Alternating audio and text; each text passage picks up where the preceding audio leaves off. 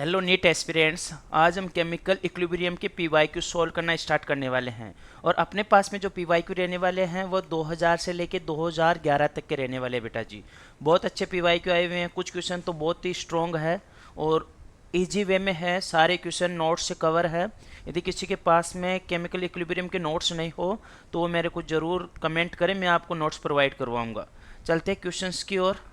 बेटा जी अपने पास में जो फर्स्ट क्वेश्चन है ये बोल रहा है एक अभिक्रिया दे रखी है N2 प्लस 3s2 2NH3। मैं लिख लेता हूँ एक बार अभिक्रिया को। इधर N2 है, गैस है बेटा जी, ये 3s2 आपके पास में, और ये बना रही है अपने पास में 2NH3। 2NH3 के लिए अभिक्रिया गुणांक क्यों द्वारा दिया जाता है, मतलब इसको अपने पास में क्यों लिख लेते हैं बेटा। क्यों में क्या लिखा जाता है, क्यों लिखो या के इक्विलिब्रियम प्रोडक्ट बाई रिएक्टेंट होता है, ठीक है ना। क्यों लिख लिया इसने। अभिक्रिया दाईं से आपके पास में बाईं ओर बढ़ेगी, मतलब दाईं से किधर जा रही है बेटा, अपने पास में बाईं ओर बढ़ेगी, मतलब बैकवर्ड डायरेक्शन में जाएगी रिएक्शन।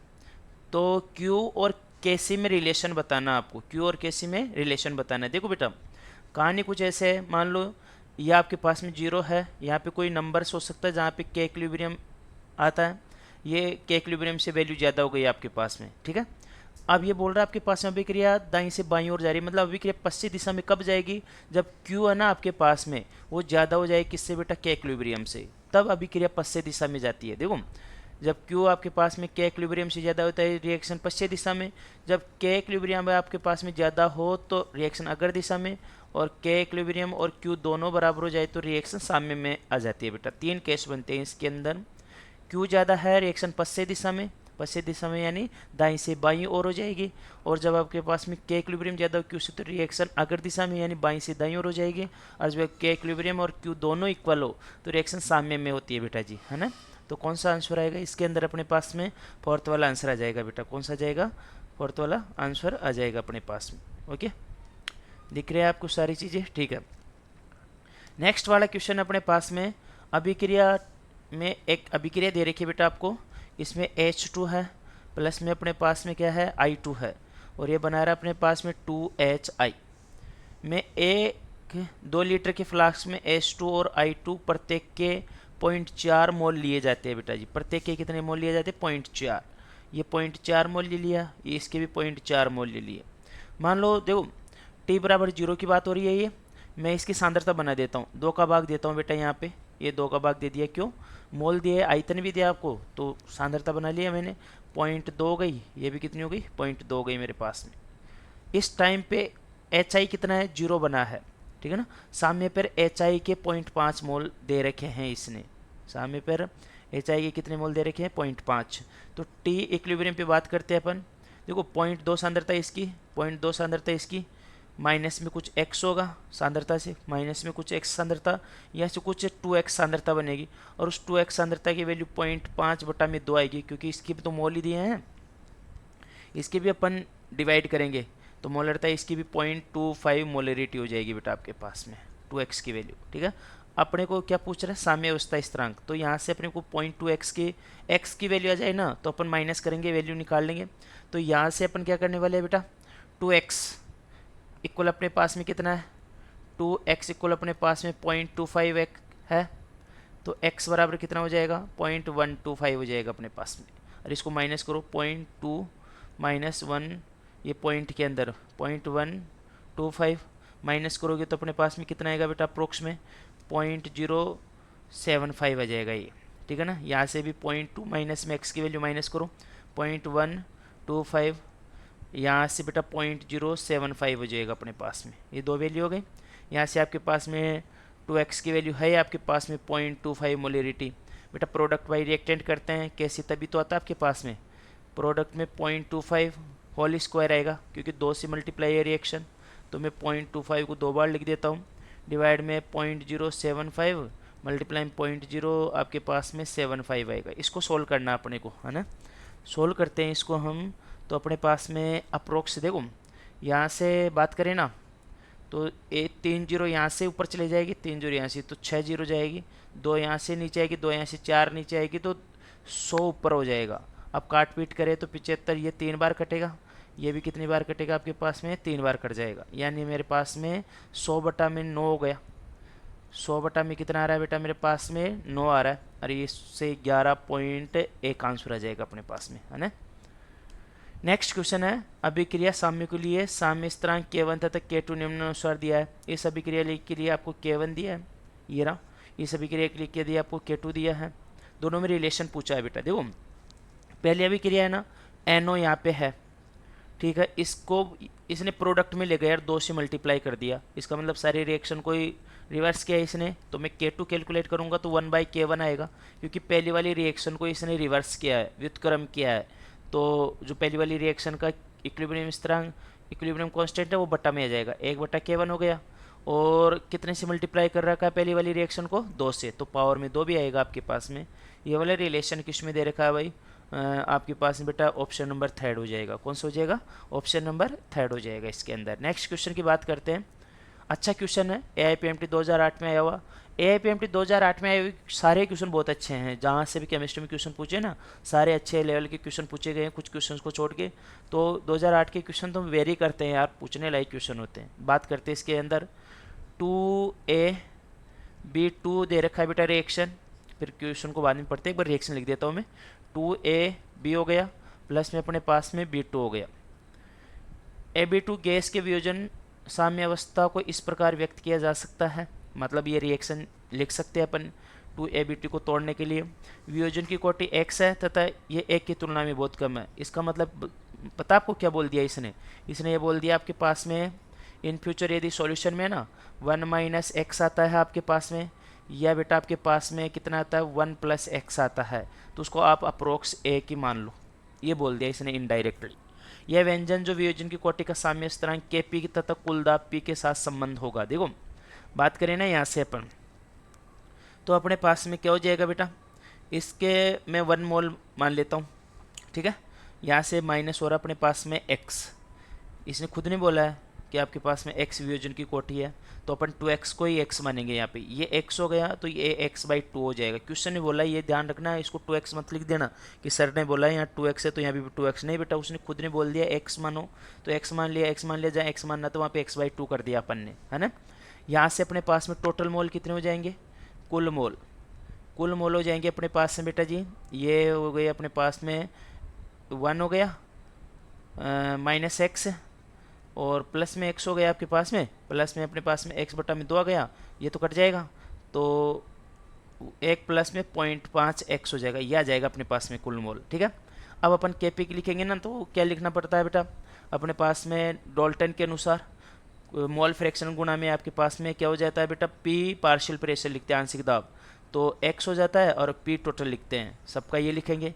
तो अपन Kp लिखने जा रहा हूँ मैं। देखो प्रोडक्ट में लिखते हैं, पहले सबसे पहले अपन लिखते हैं बेटा AB के आंशिक दाब लिखते हैं, खुद के मोल कितने हैं, x है, टोटल मोल कितना है बेटा 1 प्लस में आपके पास में 0.5x है, और टोटल प्रेशर P दे रखा है भाई ने, ये दे रखा, पावर में कितना आ जाएगा, 2 आ जाएगा। यहाँ से बात करें हम, तो आपके पास में B2 के कितने मोल है बेटा अपने पास में, ये x/2 है, तो x/2 हो गया, डिवाइड में अपने पास में टोटल मोल 1 प्लस में 0.5x पावर में दे के P हो गए, पावर में 1 ही आएगा क्योंकि कोई मल्टीप्लाई नहीं है। डिवाइड में बेटा अपने पास में AB2 के मोल कितने हैं अपने पास में सामने पे 1 - x, डिवाइड में 1 प्लस में 0.5, ये मेरे पास में हो गया बेटा x हो गया, यहाँ से P हो गया आपके पास में, ये होल स्क्वायर हो गया। देखो P का स्क्वायर है, तो स्क्वायर वाला P ये कट जाएगा इसका, और के सबके साथ स्क्वायर बचेगा, सिर्फ P का स्क्वायर कटेगा यहाँ से। 1 - x है, 1 + x है, सबको रिमूव कर दो, कोई मतलब नहीं है अपने यहाँ पे, क्योंकि खुद ने बोला इसने कि आप इसको नगण्य मान सकते हो, 1 मान लो सबकी जगह।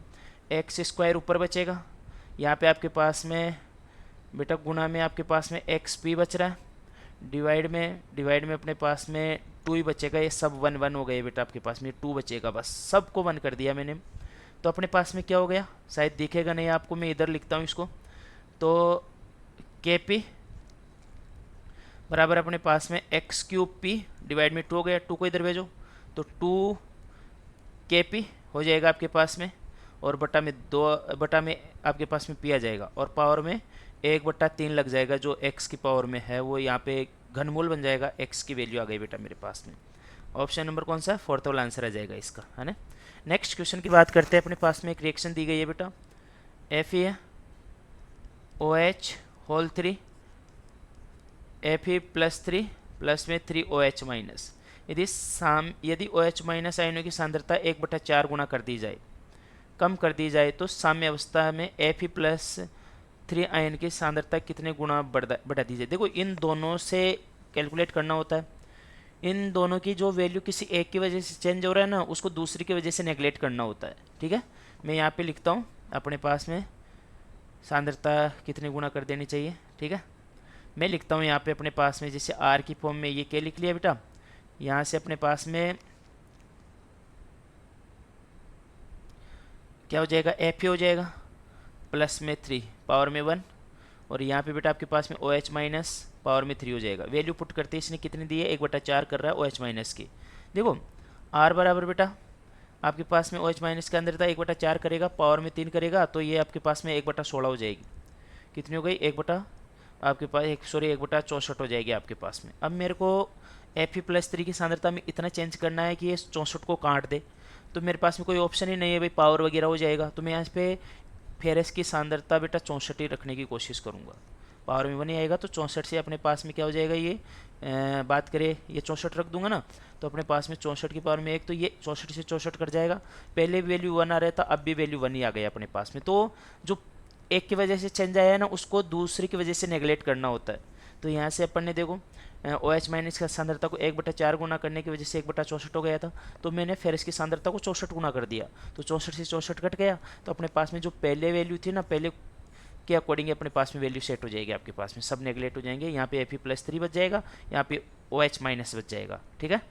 तो अपने पास में 64 गुना करना होगा बेटा। नेक्स्ट क्वेश्चन है, एक अभिक्रिया है, अभिक्रिया में लिख देता हूँ एक बार, HI है, ये अपने पास में 1/2 H2 दे रखा है बेटा, प्लस में 1/2 अपने पास में I2 दे रखा है यहाँ पे गैस।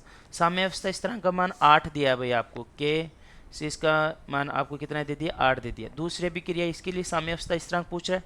देखो पहली अभिक्रिया में HI इधर है, दूसरी अभिक्रिया में HI इधर है, मतलब जो K2 है ना आपके पास में बेटा, वो 1/K1 तो हो गया। पहली अभिक्रिया का K1 मान लेते, इसका K2 मान लेते हैं, तो K2 बराबर आपके पास में रिवर्स में कर दिया, रिएक्शन को पलट दिया, पलटते साम्य अवस्थांक नीचे आ जाता है, तो 1/K1 हो गया।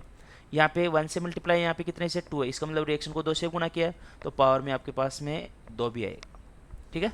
अब देख लो आप, आपके पास में बेटा यहाँ पे 1/8 वैल्यू आ जाएगी, पावर में 2, तो 1/64 वाला आंसर चले जाएगा, फोर्थ वाला आंसर हो जाएगा अपने पास में। नेक्स्ट क्वेश्चन की बात करें, एसिटिक अम्ल तथा HCN के वियोजन स्थिरांक 25 डिग्री सेल्सियस पर ये दिए गए हैं। देखो एसिटिक अम्ल का वियोजन स्थिरांक दिया है ना, वो आपके पास में K फॉरवर्ड हो जाएगा बेटा।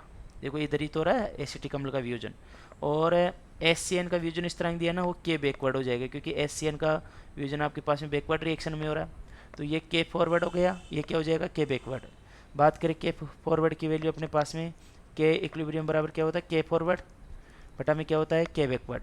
K फॉरवर्ड यानी CH3COOH का साम्य अवस्था स्थिरांक कितना है, 1.15 गुणा 10⁻⁻5, और अब K बैकवर्ड कितना आपके पास में, जो HCN का वियोजन स्थिरांक है 4.5 गुणा 10⁻⁻5 दे रखा है बेटा, है ना।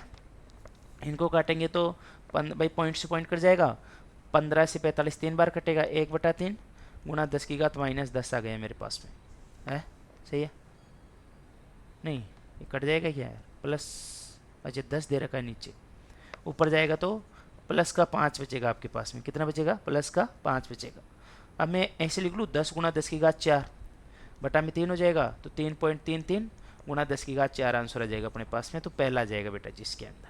नेक्स्ट क्वेश्चन की बात करें, निम्न में से किस साम्य में KC तक KP समान नहीं। KP और KC समान होता है जब आपके पास में डेल NG बराबर 0। डेल NG क्या होता है, अपने पास में NP माइनस NR, मतलब आपके पास में जो प्रोडक्ट के गैसियस प्रोडक्ट है ना, जो प्रोडक्ट में गैस है, उनके स्टोइकियोमेट्री नंबर माइनस में रिएक्टेंट के, जो रिएक्टेंट में गैस है, उनके स्टोइकियोमेट्री नंबर हो जाएगा आपके पास में। तो देखो यहाँ पे कितना आ रहा है बेटा आपके पास में 2, यहाँ पे कितना गया 3, 2 - 3 करेंगे तो -1 आ गया, पहला ही आंसर आ गया बेटा। इसमें डेल NG 0 नहीं है, तो आपके पास में KP और KC समान नहीं होगा, ठीक है ना। जिसमें डेल एन जी बराबर जीरो होता है उसमें के पी और के सी समान होता है, इसमें नहीं है बेटा, और सब में डेल एन जी जीरो दे रखा, आप चाहे देख सकते हैं। नेक्स्ट क्वेश्चन की बात करें अपने पास में, रिएक्शन दे रखी है 2A प्लस में B, यहाँ से अपने पास में 3C प्लस में D लिख दिया इसने। यदि A तथा B दोनों की प्रारंभिक सांद्रता 1-1 दे रखी है आपके सामने, जब साम्य प्राप्त होता है तब D की सांद्रता, देखो माइनस में इसको कितना कर दूं बेटा,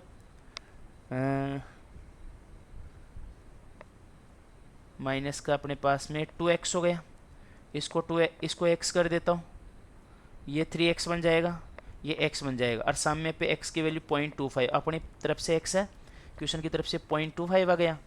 अब x की वैल्यू दे दी अपने को डायरेक्टली, सब जगह पुट कर दो, वो प्रोडक्ट बाय रिएक्टेंट कर दो, तो अपने पास में 0.25 या 2x होगा, 2x को 0.5 हो जाएगा तो 0.5 ही बचेगा यहाँ पे 0.25 माइनस करेंगे 0.75 बचेगा, यहाँ पे 0.25 को 3 से मल्टीप्लाई 0.75 बन जाएगा, यहाँ से 0.25 है अपने पास में, प्रोडक्ट बाय रिएक्टेंट करो भाई छोरो, के सी बराबर क्या हो जाएगा अपने पास में अपने पास में 75 का होल क्यूब, फिर 0.25 का आपके पास में होल 1 हो जाएगा बेटा, रिएक्टेंट नीचे 0.5 का होल स्क्वायर 0.75 1 हो गया। देखो इसको सोल्व करते हैं अपन, तो अपने पास में कौन सा ऑप्शन मैच कर रहा है इसके अंदर, 0.75 का होल क्यूब, ऊपर वाली सब सेम दे दिए भाई ने, ये लो कट गए, यहाँ से अपने पास में सेम हो गए सारे। अब नीचे वाले काउंट करते हैं, 0.50 का होल स्क्वायर 75, हाँ यही आ जाएगा बेटा, सेकंड वाला ऑप्शन आंसर जाएगा। नेक्स्ट क्वेश्चन में बात करते हैं अपने पास में,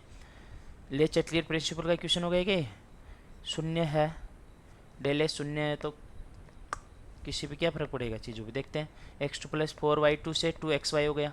देखो बात करें ना, इधर मोल कम बन रहे, इधर मोल क्या बन रहे हैं, ज़्यादा बन रहे, ठीक है ना। तो xy4 के निर्माण की उपयुक्त परिस्थिति क्या होगी, उपयुक्त परिस्थिति हो जाएगी आपके पास में, एक तो दाब उच्च लगाओ, दाब उच्च लगाएंगे ना तो चीज़ें सिमटेगी, तो कम जगह में एडजस्ट होगी तो कम मोल की तरफ रिएक्शन जाती है अपने पास में। तो अपने पास में निम्न उच्च दाब देख लिया, उच्च दाब ये हो गया, एक ये दे रखा उच्च दाब, एक ये दे रखा, तापमान को कम करो ताकि चीज़ें पास पास में आ सके, ताकि कम मोल बन सके, तो अपने पास में फोर्थ वाला आंसर चले जाएगा। नेक्स्ट क्वेश्चन की बात करें अपने पास में बेटा, N2 + O2 2NO दे रखा है, के लिए साम्य स्थिरांक K1 है, दूसरी रिएक्शन K2 है, इससे इन रिएक्शन का पूछा है।